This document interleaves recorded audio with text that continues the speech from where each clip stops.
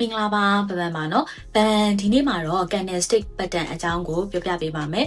အရင်ဗီဒီယိုမှာတော့ပေါ့နော် candlestick ဆိုတာပါလဲဒီ candlestick တစ်ခုကဘယ်လိုအလုပ်လုပ်တယ်လဲဆိုတာလေးတွေကိုရှင်းပြထားပြီးဆိုတော့ဒီနေ့မှာတော့ဒီ market ရဲ့ပေါ့နော် psychology ကိုဖတ်ဖို့အတွက်အသုံးဝင်တဲ့ pattern တချို့အကြောင်းလေးတွေကိုပြောပြပေးသွားပါမယ်နော်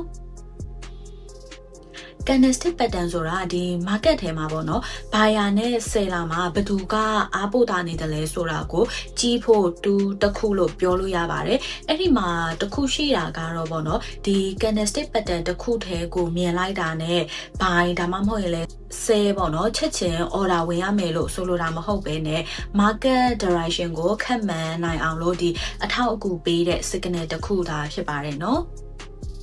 ဒါဆိုရင်ဒီအရင်ဆုံးပေါ့နော်ဝယ်တဲ့ဖက်မှာတုံးကြတဲ့ပုံစံလေးတွေကိုပြောပြပါမယ်ဈေးတက်တော့မယ်ဆိုရင်ပြတဲ့ဒီ pattern လေးတွေပေါ့နော်အသုံးများတဲ့ pattern လေးတွေကတော့ပထမတစ်ခုကတော့ဒီ bullish engulfing ပေါ့နော်သူကကြတော့ဒီအရင်ပေါ့နော်အရင်ကန်တဲ့အနီရောင်ထက်အနောက်ကပေါ်လာတဲ့ကန်တဲ့အစိမ်းက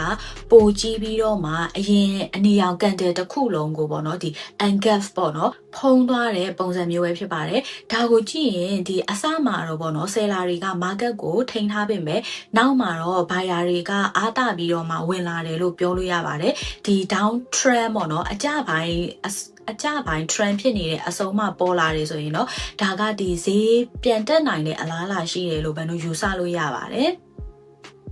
နောက်တစ်ခုကကြတော့ bullish harami ပေါ့နော်သူကကြတော့အရင်ကန်တဲ့အနီရောင်အကြီးထဲမှာဒီအစိမ်းရောင်ကန်တဲ့တေးသေးလေးဘေးကနေကတ်လာတဲ့ပုံစံမျိုးပေါ့နော်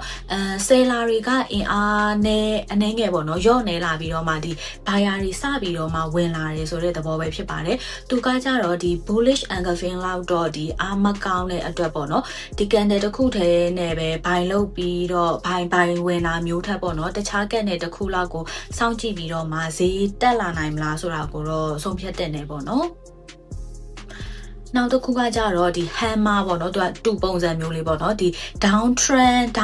ဖြစ်နေတဲ့အချိန်မှာ trend တစ်ခုကိုပေါ့နော်ဟိုပြောင်းပြန်လည်နိုင်တဲ့ဒီ bullish reversal ပုံစံမျိုးလေးပဲဖြစ်ပါတယ်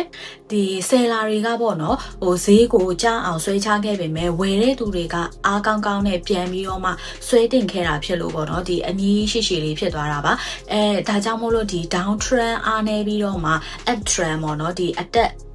trend ပြန်စနိုင်တယ်လို့အချက်ပြတာမျိုးပဲဖြစ်ပါတယ်ဒီနောက်တစ်ခုကကြတော့ဒီ inverted hammer ပေါ့နော်သူကကြတော့အပေါ်ကဒီ wig ပေါ့နော် wig အမြင့်ရှည်ပြီးတော့မှ body တေးသေးလေးရှိတဲ့ပုံစံမျိုးပဲဖြစ်ပါတယ်ဝယ်တဲ့သူတွေကတော့ဒီဈေးကိုပေါ့နော်အပေါ်ကိုတွန်းတင်ခဲ့ပေမဲ့ seller တွေကပြန်ဖိချတဲ့သဘောမျိုးပေါ့နော်ဒါပေမဲ့ရောင်းလို့အားတွေကအရင်လိုအားမကြီးတော့တာကိုပြတာမို့လို့ဒီဈေးတက်ဖို့ရာခိုင်နှုန်းဒီရဲ့ pattern ကိုမြင်နေဆိုရင်လည်းဒါကဈေးတက်ဖို့ရာခိုင်နှုန်းများတယ်လို့ပြောလို့ရပါတယ်နောက်တစ်ခုကဒီ doji ပေါ့နော်သူကကြတော့ဒီ opening နဲ့ closing price အရင်နီးနေတဲ့ body တေးသေးလေးပဲဖြစ်ပါတယ်ရောင်းတာရောဝယ်တာရောအင်အားမျှနေတဲ့အခြေအနေပေါ့နော် market indecision ဖြစ်နေတာမို့လို့ဈေးကွက်ကဘယ်ဘက်ကိုဆက်သွားမလဲဆိုတာကတော့ဒီနောက်ထပ် candlestick တစ်ခုကိုပဲစောင့်ကြည့်ပြီးတော့မှပဲဆုံးဖြတ်ရမှာဖြစ်ပါတယ်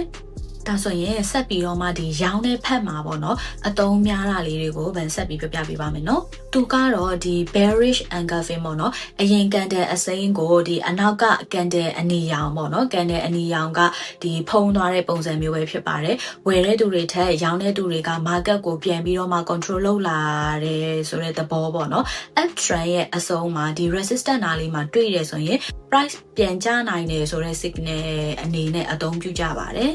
နောက်တစ်ခုကတော့ဒီ bearish harami ပေါ့နော်သူကကြောက်ဒီ bullish harami ရဲ့ပြောင်းပြန်ပဲပေါ့နော်အစိမ်းရောင်ကန်တဲ့ကြီးရဲ့အနောက်မှာအနီရောင်ကန်တဲ့တေးသေးလေးပေါ်လာတာဖြစ်ပြီးတော့မှဝယ်တဲ့သူတွေအားအနည်းငယ်ရော့လာပြီးတော့မှပေါ့နော်ရောင်းတဲ့သူတွေစပြီးတော့မှဝင်လာတယ်ဆိုတဲ့အဓိပ္ပာယ်ပဲဖြစ်ပါတယ်ဒီရဲ့ pattern ကိုမြင်နေဆိုရင်လည်းဒါကဈေးပြန်ကျနိုင်တဲ့အလားအလာရှိတယ်လို့ဘန်တို့မှတ်ထားလို့ရတယ်ပေါ့နော်နောက်တစ်ခုက hanging man ပဲဖြစ်ပါတယ် hanging man ကကြတော့သူက hammer နဲ့ပုံစံတူပေမဲ့သူက up trend မှာသွားပေါ်တာပါဒါကိုမြင်နေဆိုရင်ဝယ်လိုအားနည်းလာပြီလို့ယူဆပြီးတော့မှာပေါ့နော်ရောင်းဖို့အတွက်အချက်ပြတယ်ဆိုတဲ့အနေနဲ့စဉ်းစားကြတာမျိုးပဲဖြစ်ပါတယ်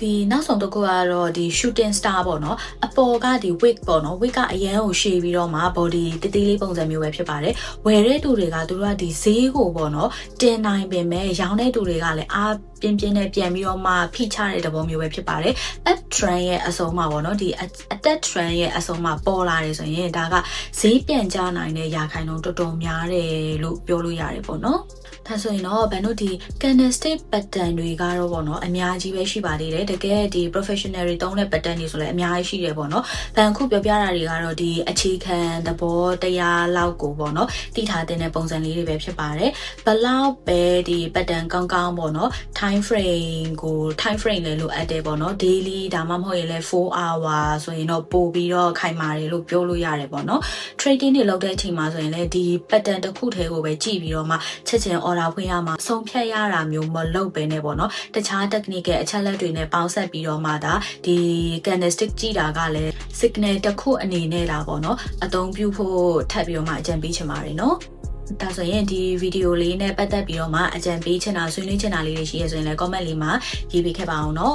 အခုလိုမျိုး knowledge sharing ဗီဒီယိုလေးတွေကိုစိတ်ဝင်စားရဆိုရင်လည်း band ကို subscribe နဲ့ follow လေးလုပ်ထားပေးပါအောင်เนาะအားလုံးကျေးဇူးတင်ပါတယ်